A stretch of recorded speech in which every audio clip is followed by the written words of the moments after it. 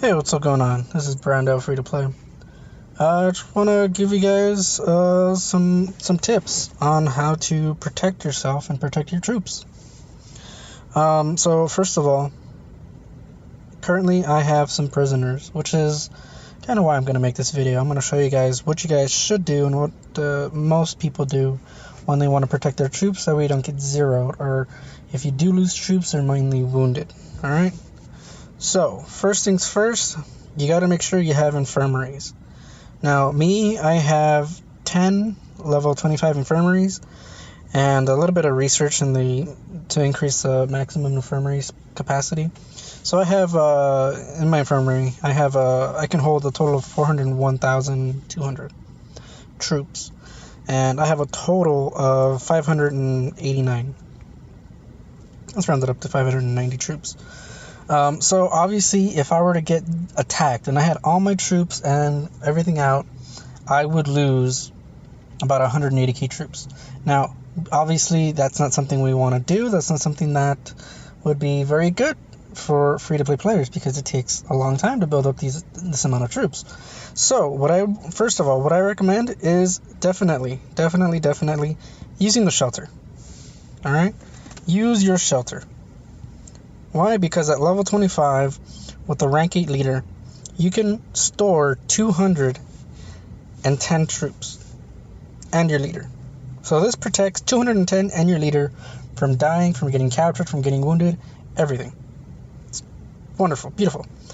Next thing I recommend doing is setting up a fake rally. Now, what's a fake rally? Well, it's simple. Let me disband my current rally. So you find somebody 400 to, anywhere, somewhere close in the 400 mile range away from you. That way you can, set up an 8-hour rally.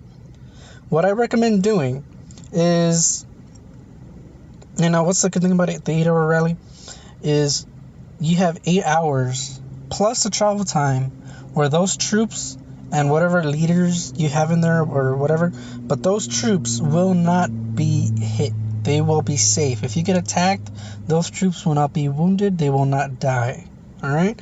So what I do is I fill up, my leaders with leaders that I normally don't use in my day-to-day, I guess you could call it monster hunting. So these are the troops, these are the leaders that I pick, obviously, because I want the extra 50,000 troops to send out. Now, me personally, I just send one,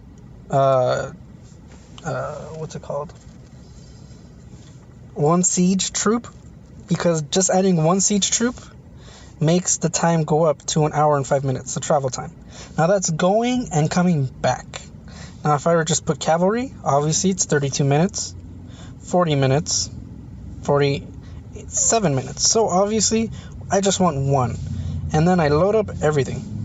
I load up as much as I want. You can split it up however you want, and then you set the rally. Now, if you are going to be in battlefield when you do set the rally, that's fine. You're expected to be in that kind of a situation.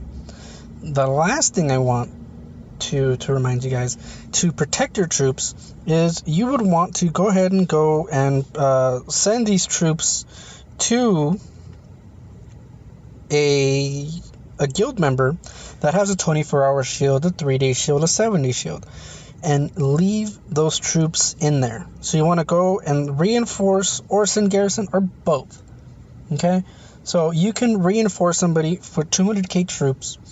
You can garrison somebody for 250k troops. So if you think about it, you have 210 in your shelter. You have 250 in your fake rally. That's what, 460? You have another 200 in your reinforcement. That is what, 600 and something thousand? And then another 250. You can cover a bit over 800,000 troops. Pretty simple. Without having to spend anything, it's very easy to do, and it's painless. And you can reinforce multiple guildmates at the same time. So technically, if you really wanted to, you can reinforce, 5 guildmates with 200k troops each, and you're set. The only downside is whenever that guildmate refreshes their shield, those troops come back to you. And unless you know when that's going to happen, there's slight chances where you will be kind of screwed out, because he might have, teleported somewhere to, take part of a rally or whatever, and the troops will come back to you, and you're asleep and your hive gets attacked. Another tip, I do not recommend, unless you're in a kingdom that is somewhat peaceful, to be in a hive with leaders. Now, if you see, this is a CAE hive. There are very few people with leaders. Those who do have leaders, they're high might. They can take attacks. They can take a rally. They're not going to lose those leaders. Me, I am way on the other side of the map. I'm 400 and something miles away, because I want to be as far away, and I want to have people waste a relocator to attack me and release these leaders. Alright? So that's just a quick video on what I do to protect my troops. If you guys have any other questions, maybe one day I'll make a video about these special buildings and which ones I recommend free-to-play players to really try to work on. Alright? Well, until next time. See ya.